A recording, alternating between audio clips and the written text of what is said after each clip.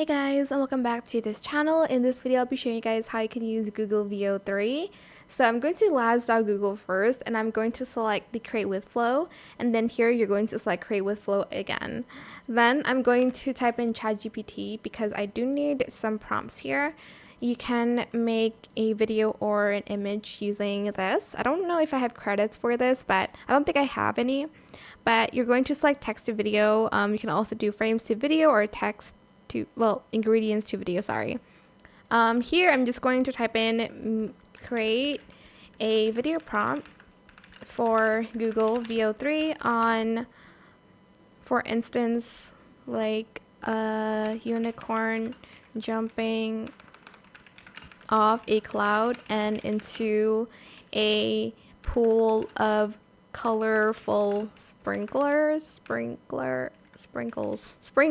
Sorry, I play garden too much, so I said sprinkler.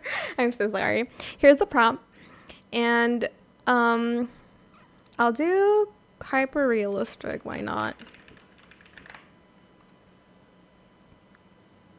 So it's just going to give this. You can also add in some specific camera angles, but I'm just going to leave it like that.